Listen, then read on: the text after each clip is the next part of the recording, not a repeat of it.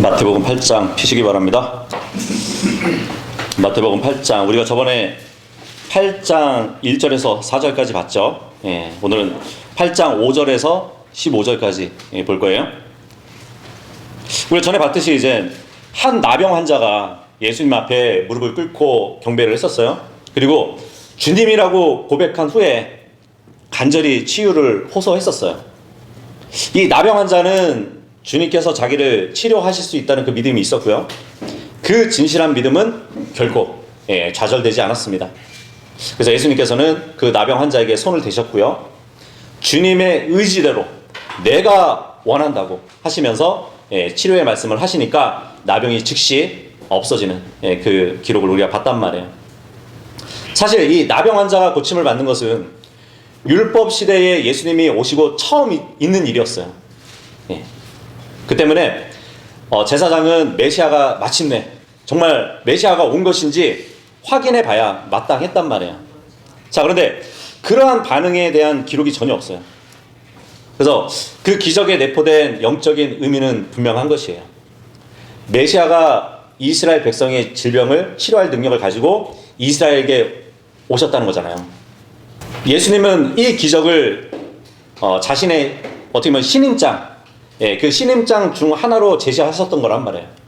근데 이스라엘은 아직 그들의 구원자를 맞을 준비가 되어 있지 않았던 것이에요.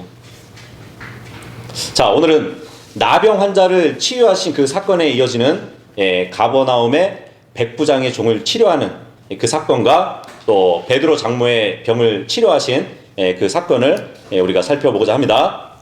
다 피셨으면 5절하고 6절 함께 읽겠습니다. 시작. 그러고 나서 예수님께서 가버나움으로 진입하셨을 때 한 백부장이 그분께 와서 그분께 간청하며 말씀드리기를, 주여, 제 종이 끔찍하게 심한 고통을 당하며 중풍으로 집에 알아누워 있나이다 하였더라. 예수님이 이제 가버나움에 들어가셨대요. 근데 이 가버나움 도시는 예수님이 나사렛에서 거부를 당하신 후에 갈릴리에서 행하신 그 사역의 중심지가 되었던 곳입니다. 또 베드로하고 안드레는 이곳에 집이 있었어요. 근데 그 가버나움에 이제 예수님이 진입을 하시는데 한 백부장이 나온다고 합니다. 그래서 간청을 해요. 집안에 중풍병이 든 종이 있는데 그 종의 병을 고쳐달라고 요청하고 있습니다. 자, 여기서 예수님 앞에 온 백부장이래요. 이 백부장이라고 하면 군병 100명을 쏘아로 거느린 장교를 의미합니다. 이 본문에 등장하는 백부장은 유대인이 아니고 이방인이었어요.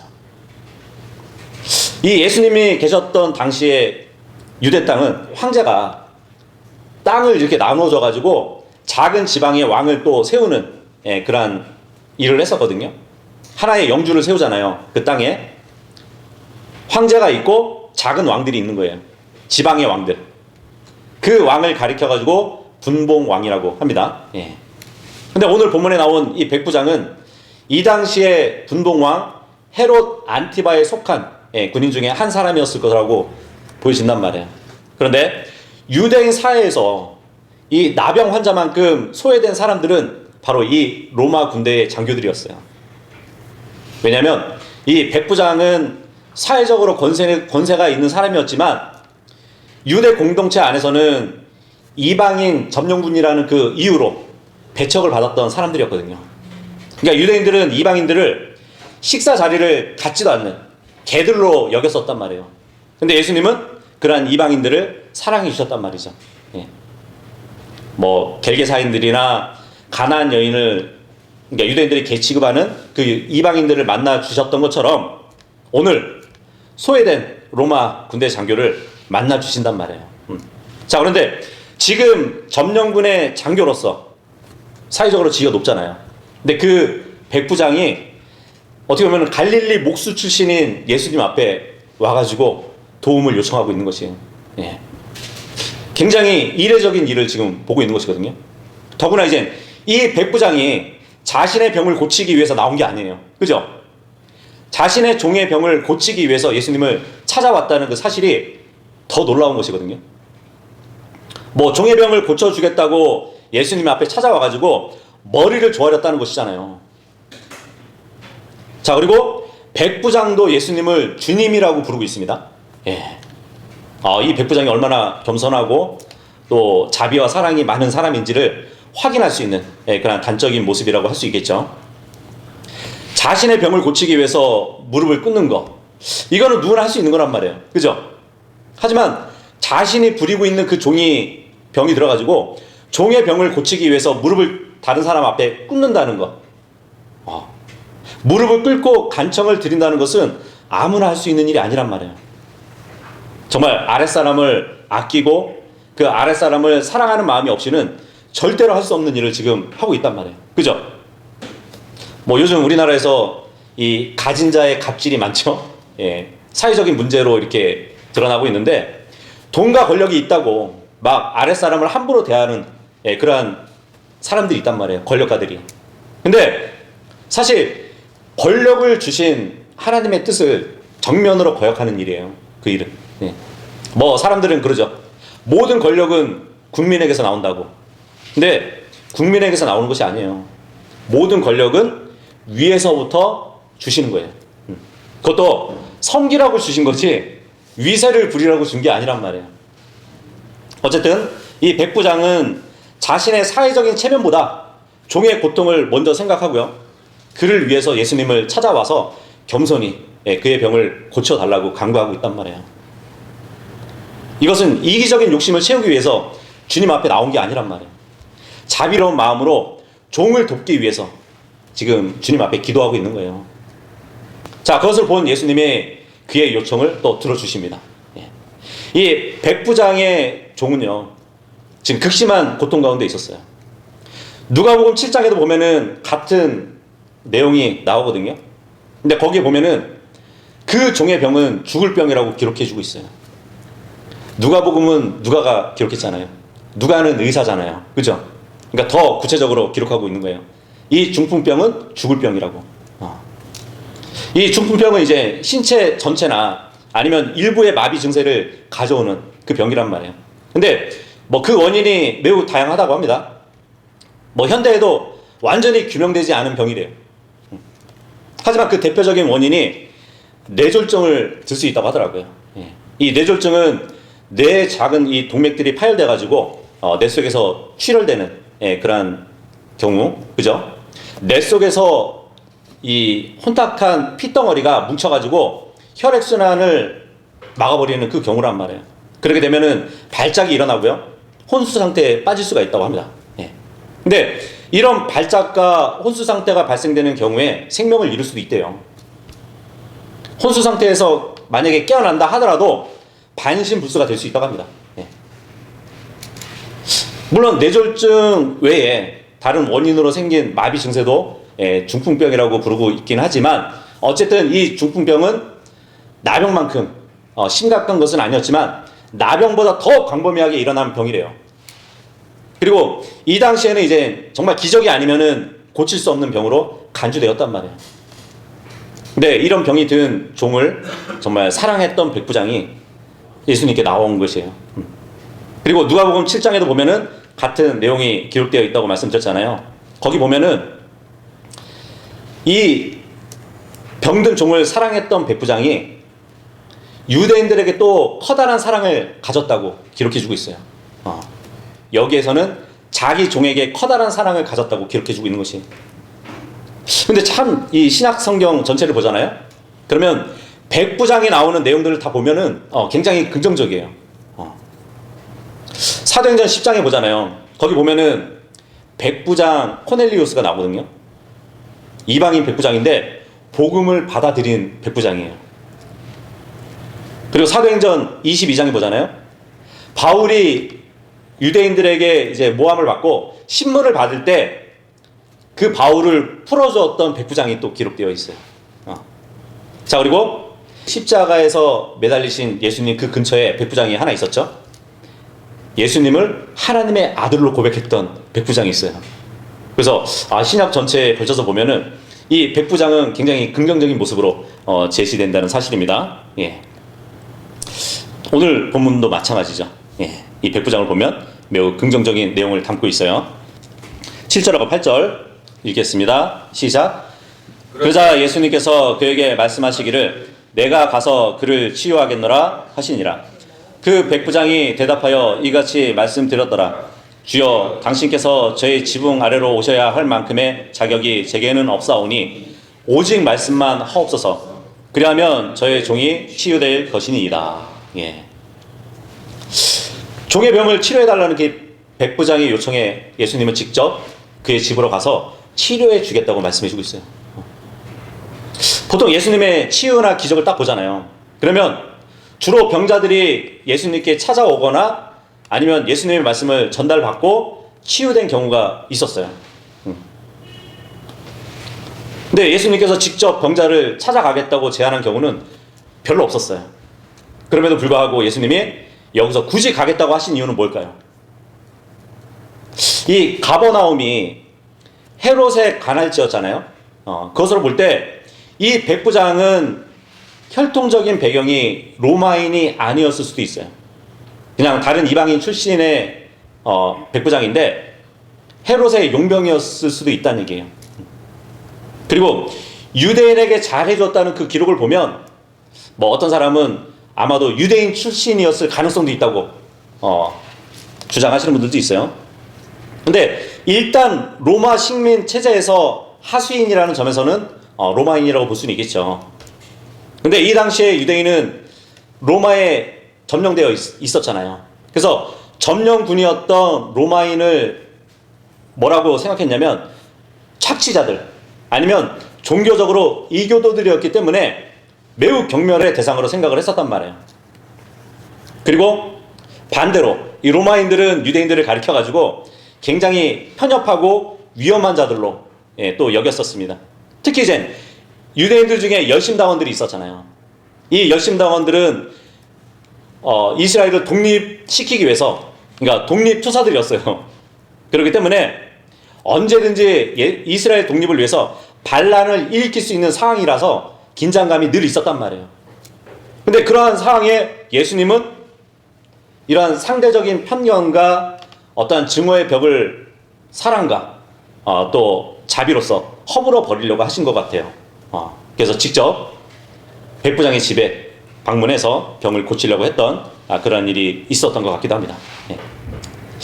근데 그 동시에 예수님은 또 자신의 구원 사역이 유대인을 넘어가지고 세상의 모든 이방인들을 위한 것이라는 것을 보여주기 위해서 이 기회를 통해서 이방인에 대한 관심을 스스로 보이셨다고 또 볼 수 있겠죠. 자, 그런데 백부장은 거부를 합니다. 나는 자격이 없으니까 그냥 말씀으로 치료해 달라고. 그죠? 백부장도 그랬을 거예요. 이 당시에 유대인들이 이방인을 가까이 하는 것을 꺼려 했었잖아요. 이방인의 집에 들어갔다가 혹여나 율법이 금하신 그 부정한 일을 사람들이 얘기하게 되면 하나님께 죄를 짓는다고 생각을 했단 말이에요. 이방인 집에 들어가서 어떤 부정한 것을 만지거나 먹게 되면 자신도 부정해진다는 것을 잘 알고 있었기 때문에 자신의 집에 와서 종의 병을 고쳐주시겠다는 그 예수님의 제안을 정중히 지금 사양하고 다만 말씀으로만 고쳐달라고 얘기하고 있는 것이에요. 자, 그런데 오늘 우리가 보고 있는 이 마태복음에서는 백부장이 직접 예수님께 와서 종의 병을 고쳐달라고 지금 요청하고 있잖아요. 근데 누가복음에 보면은 같은 내용을 담고 있지만 서로 모순처럼 보인단 말이에요. 하지만 시간 순서로 나눠 보면은 나중에 두 본문을 비교해 보세요. 첫 번째는 백부장은 자신의 사랑하는 종이 병들어 죽게 되었을 때 유대인 장로들이 먼저 예수님께 간청했고요. 두 번째는 백부장이 이제 예수님이 자기 집에 가까이 왔을 때 친구들을 보내가지고 자신의 할 말을 전합니다. 그러다가 나중에는 백부장이 직접 예수님께 와서 말씀드려요. 오지 말라고. 그러니까 지금 마태복음의 본문은 백부장이 예수님을 직접 만나서 전한 말이라고 볼 수 있겠죠.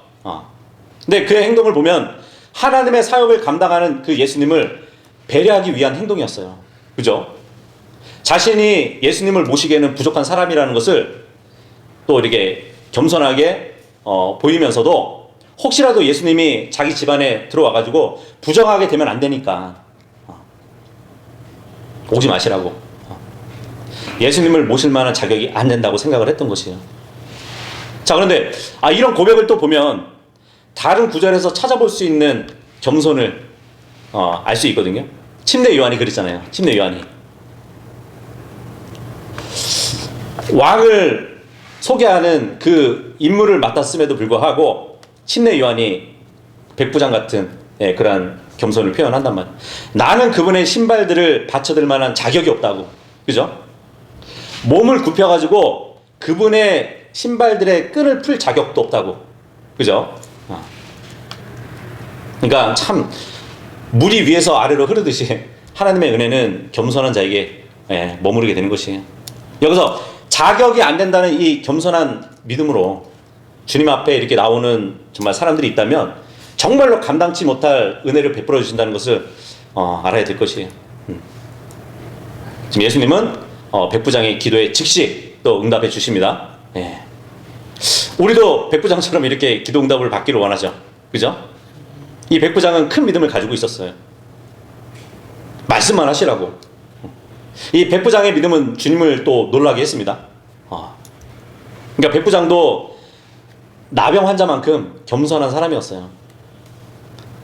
이 백부장도 주님의 능력을 믿었기 때문에 주님께서 능히 병을 고칠 수 있다는 사실을 믿었잖아요. 거기에 더해가지고 주님께서 고쳐주시겠다는 응답도 들었어요. 그러니까 모든 것이 해결되었다는 사실을 알았단 말이에요. 그러니까 이 백부장은 예수님께서 병 고치는 능력을 가지고 계신다는 것은 물론이고 병자를 만나지 않고도 말씀으로만 능히 고칠 수 있다는 것을 믿었다는 얘기예요. 이 백부장은 예수님의 전능하심, 예수님의 무소부재하심을 믿었던 것이에요. 고칠 수 있다는 그 믿음, 전능함, 그리고 주님께서 어디나 계신다는 그 무소부재함을 믿었다는 것으로 볼 수밖에 없잖아요. 그죠? 왜냐하면 예수님은 주님이시기 때문에. 주님이시기 때문에 무엇이든지 할 수 있다고 믿었던 게 백부장의 믿음이었단 말이에요. 9절 시작. 이는 저도 권위 아래에 있는 사람이며 제 아래에 군인들을 두고 있기 때문이다. 그런즉 제가 이 사람에게 말하기를 가라 하면 그가 가고 또 다른 사람에게 오라 하면 그가 오나이다. 또 제 종에게 이것을 하라 하면 그가 그것을 하나이다. 대단한 믿음이죠. 나는 자격이 없습니다 라고 고백한 이 백부장은 말씀으로만 하옵소서 그 믿음을 보여주고 있어요. 그러니까 백부장은 자신에게 군사들을 움직일 수 있는 권위가 있는 것처럼 예수님께서도 질병을 포함한 모든 것을 움직일 수 있는 권위가 있다는 것을 믿었다는 얘기예요.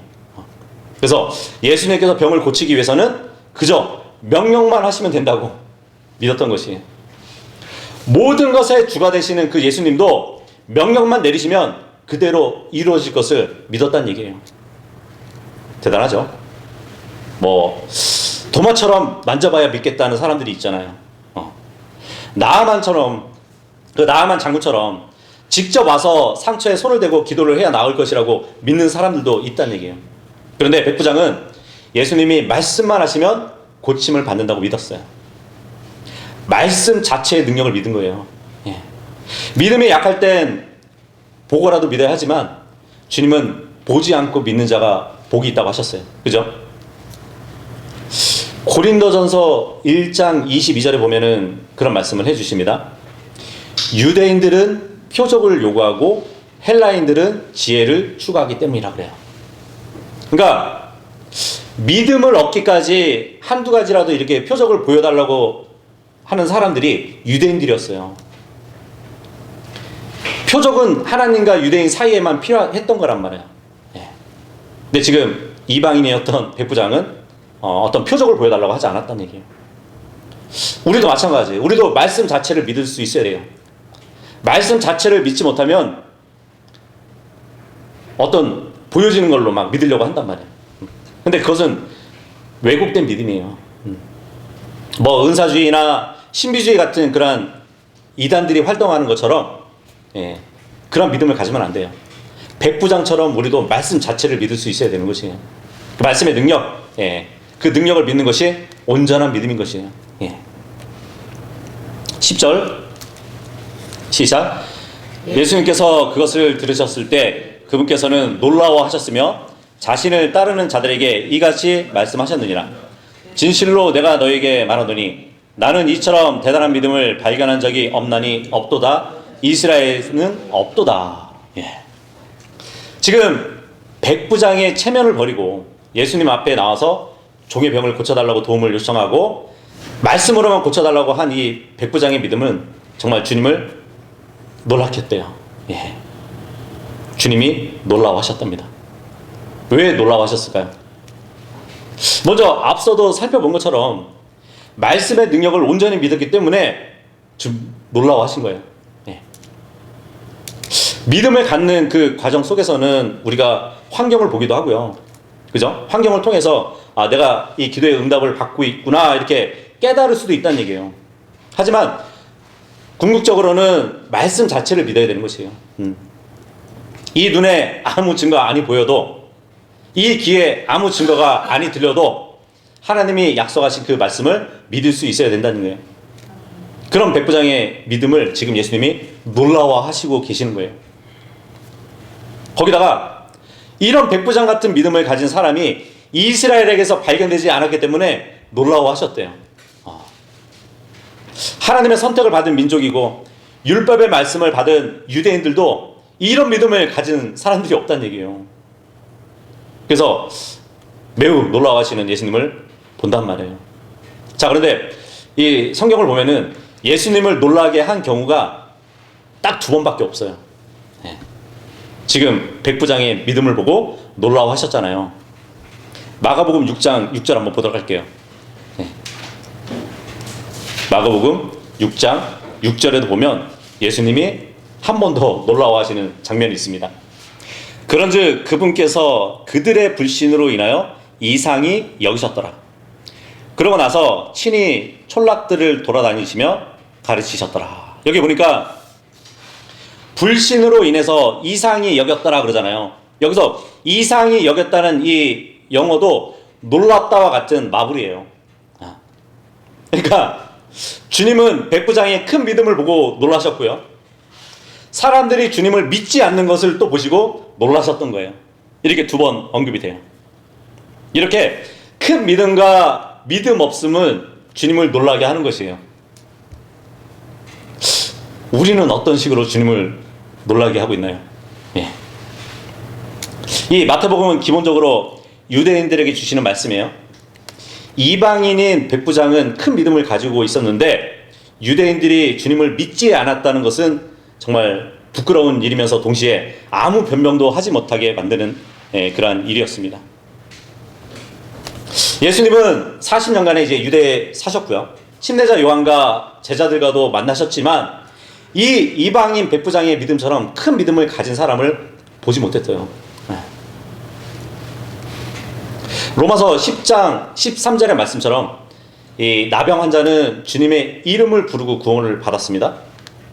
백부장도 마찬가지로 주님의 이름을 부르고 구원을 받았어요.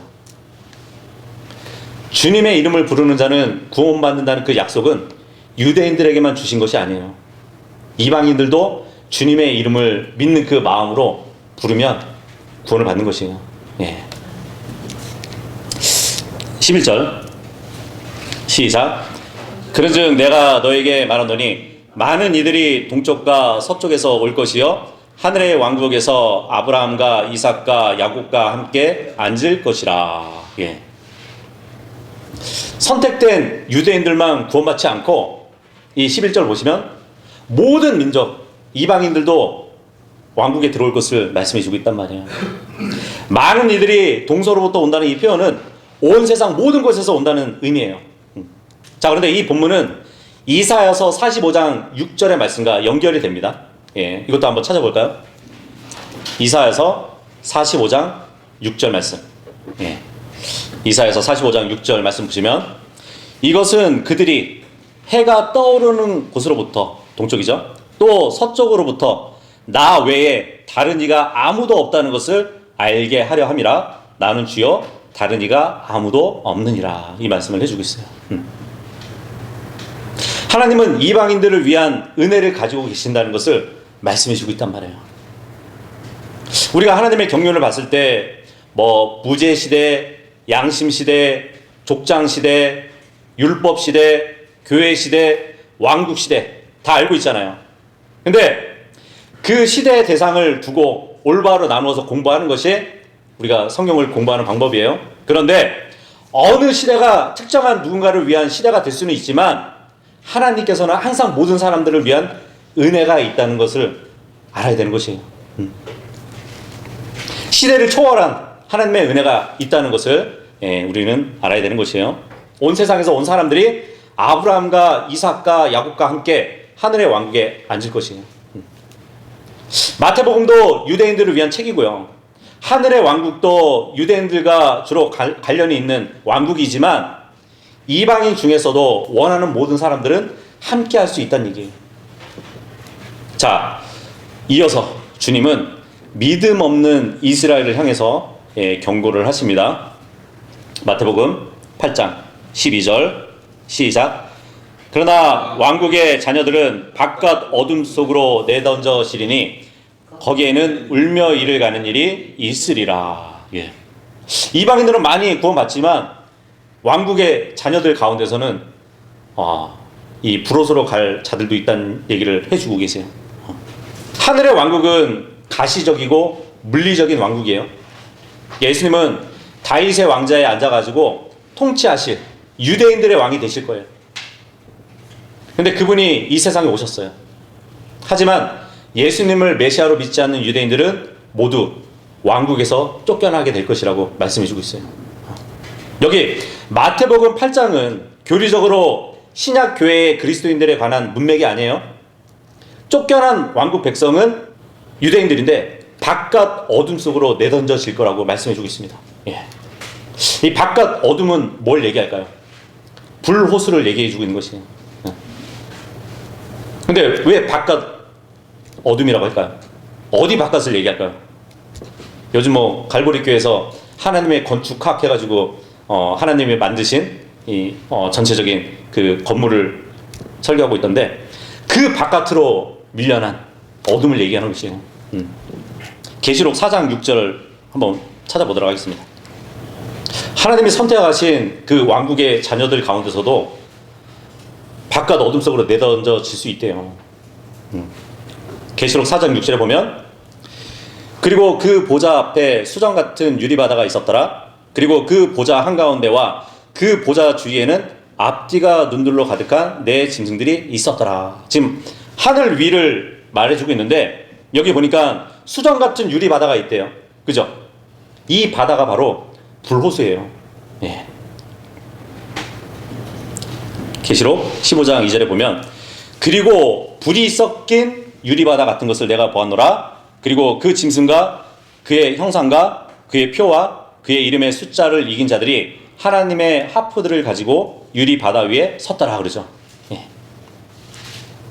수정 같은 유리바다가 있는데 그 유리바다 안은 불이 섞여 있대요. 그러니까 불호수가 되는 거예요. 그 물속은 위험하지만 그 바다 위는 안전해요. 왜 안전한지 아세요? 욥기서 38장 30절에 보면은 깊음의 표면은 얼어있다는 말씀을 해주고 있거든요. 또 수정 같은 유리바다라고 했으니까 그 표면은 수정같이 얼어있다는 얘기예요. 근데 그 물이 어디 있냐면 저 하늘 위에 있어요. 예. 둘째 하늘 위에 물층, 그 물을 얘기한단 말이에요. 자, 그런데 해와 달과 별이 보이는 그 위에는 돔이 있어요. 예. 이 물을 받쳐들고 있는 돔이 있다는 얘기예요. 그런데 이 물층이 새 하늘과 새 땅이 오기 전에는 이제 지옥이 이 불호수로 들어가게 될 것이고요. 이 바다는 새 하늘과 새 땅이 딱 오게 되면 바깥으로 옮겨지는 것이에요. 예. 그래서 계시록 21장 1절에 보면은 내가 새 하늘과 새 땅을 보았더라. 이는 처음 하늘과 처음 땅이 사라져 버렸고 바다도 더 이상 있지 아니하였기 때문이라 그러잖아요. 바깥으로 밀려난 거예요. 어두움으로. 예. 뭐 어떤 분은 그렇게 얘기할 수도 있을 것이에요. 아니 호수하고 바다는 다르지 않냐고. 하지만 성경에 보면은 갈릴리 호수도 바다라고 불려요. 자, 그런데 바깥 어둠으로 옮겨져도 불호수라면은 그 안에 있는 불로 인해 가지고 불빛은 여전히 있을 거 아니냐고 그렇게 또 생각할 수도 있거든요. 욥기서 10장 21절하고 22절 이것도 한번 찾아볼게요. 왜 마태복음에서 불호수를 바깥 어둠이라고 기록해 주는지 알 수 있어요. 욥기서 10장 21절하고 22절을 보면 제가 되돌아오지 못할 곳 바로 어둠의 지역이자 사망의 그림자의 지역으로 제가 가기 전에 그리하옵소서. 어둠의 지역은 바깥 어둠이죠. 어둠 그 자체가 같나이다. 그리고 사망의 그림자의 지역은 어떤 질서도 없으며 빛이 어둠과 같은 곳이니이다 그래요. 네. 바깥 어둠은 끔찍하게도 빛이 어둠과 같대요. 네. 그러니까 그것에는 뜨거운 불이 있지만 어둡다는 얘기예요. 이렇게 예수님은 굉장히 무서운 말씀을 해주고 계시는 거예요.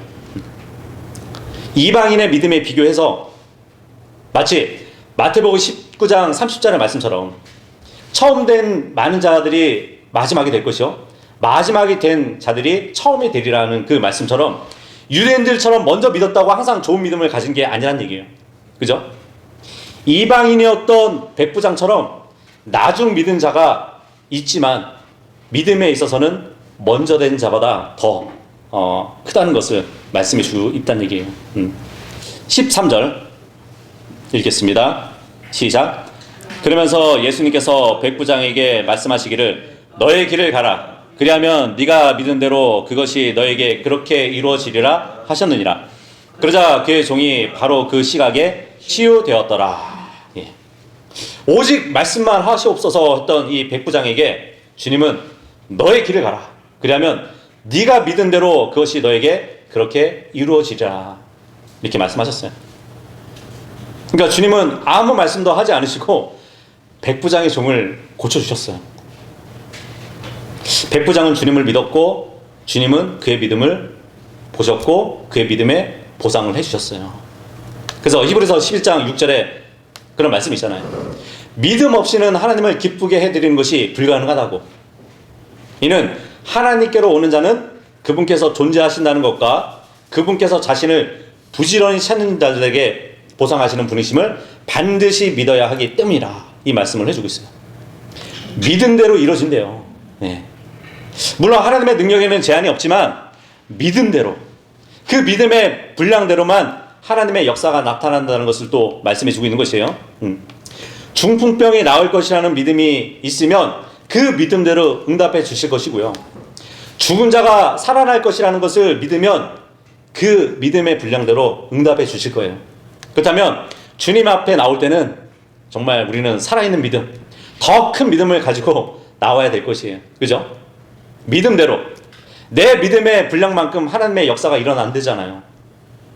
그러면 크면 클수록 더 하나님의 역사가 크게 나타나겠죠. 이렇게 해서 오늘 백부장의 이야기는 끝나고 마지막으로 이제 베드로의 장모를 고쳐주신 그 사건을 살펴보도록 하겠습니다. 14절 읽겠습니다. 시작. 이후에 예수님께서 베드로의 집으로 돌아오셨을 때 그분께서 그의 아내 어머니가 열병으로 인해 알아서 눕혀져 있는 것을 보셨더라. 우리가 베드로 하면은 베드로는 모든 것을 버리고 예수님을 따르겠다고 했던 제자잖아요. 그죠? 근데 모든 것을 버리고 예수님을 따르겠다고 한 제자인데 이 14절을 보니까 여전히 집을 가지고 있네. 그죠? 사실 예수님을 따른다는 것은 뭐 집이나 차나 재산을 버리는 것을 의미하지 않아요. 우선순위를 어디에 두느냐가 핵심입니다. 예수님은 우리를 위해서 가난하게 되셨잖아요. 그죠? 베드로는 예수님을 따르기 위해서 가족과 소유물을 뒤로 한 것이란 말이에요. 하지만 베드로는 예수님의 제자가 된 후에도 여전히 가족과 집을 가지고 있었어요. 문제는 마음속에 무엇을 첫째 자리에 두는지 그거란 말이에요. 여기 베드로에게 장모가 있었대요. 그렇다면 베드로에게는 또 아내가 있었다는 얘기도 되잖아요. 그런데 이 카톨릭 교황은 독신으로 지내면서 자신이 베드로의 계승자라고 합니다. 정말 계승자다운지 한번 생각해 보세요. 베드로에게는 아내가 있었죠. 근데 교황에게는 아내가 없어요. 그리고 베드로에게는 은과 금이 없었지만 예수님을 소유했어요. 그런데 교황을 보면은 은과 금이 넘치도록 있어요. 정말 베드로의 계승자로 보이시나요? 자, 어쨌든 베드로가 이제 장모가 병을 든 것을 알고 일부러 예수님을 데려갔는지 아니면 우연히 예수님과 함께 장모의 집에 갔는데 마침 장모가 병이 든 것을 보았는지 알 수 없지만 베드로의 장모가 병에 든 그 모습을 보신 예수님은 즉시 손을 내밀어 가지고 이 열병을 치료해 주셨어요. 공생의 기간 동안에 이제 예수님이 보여주신 이 행적들을 살펴보잖아요. 결코 기적을 남용하신 분은 아니세요. 기적을 남용하신 적은 없으시지만 꼭 필요한 순간에 기적을 베풀어서라도 사람들의 필요를 채워주셨다는 것을 우리는 알 수 있습니다. 병자들을 만날 땐 그들의 병을 고쳐주셨고요. 마귀 들린 자를 만났을 때는 마귀들을 쫓아내 주셨어요. 무리들이 광야에 굶주린 것을 보셨을 때는 오병이어의 기적을 일으켜 주셔가지고 먹여주셨잖아요. 그죠? 네. 오늘 베드로의 장모도 그냥 기적을 남용하신 게 아니란 말이에요. 15절 시작. 이에 그분께서 그녀의 손을 만지시니 그 열병이 그녀를 떠났더라. 그러자 그녀가 일어나 그들을 섬겼더라. 예. 오늘 본문에서도 이제 베드로의 장모가 열병으로 앓아누운 것을 보시자 즉시 손을 내밀어서 열병을 예수님이 고쳐주셨어요. 그러니까 주님께서는 기적적인 방법으로 베드로의 장모를 고쳐주신 거란 말이에요. 근데 이 사건은 매우 중요해요. 주님은 앞서서 나병 환자와 백부장의 종을 고쳐주실 때를 딱 보잖아요. 그러면 뭘 요구하신지 아세요? 믿음을 요구하셨어요. 하지만 여기서는 베드로의 장모를 고쳐주실 때는 그 장모의 믿음을 요구하지 않으셨다는 얘기예요. 그죠? 심지어는 그녀의 병을 낫게 되기를 요구하지도 않으셨어요. 이 장모는 예수님을 주님이라고 부르지도 않았고요. 치유를 위해서 기도하지도 않았어요. 그죠? 그러니까 주님께 단 한마디도 하지 않았단 말이에요. 아무 요청도 없었지만 예수님은 그녀에게 손을 대셨고요. 장모는 완치되었어요.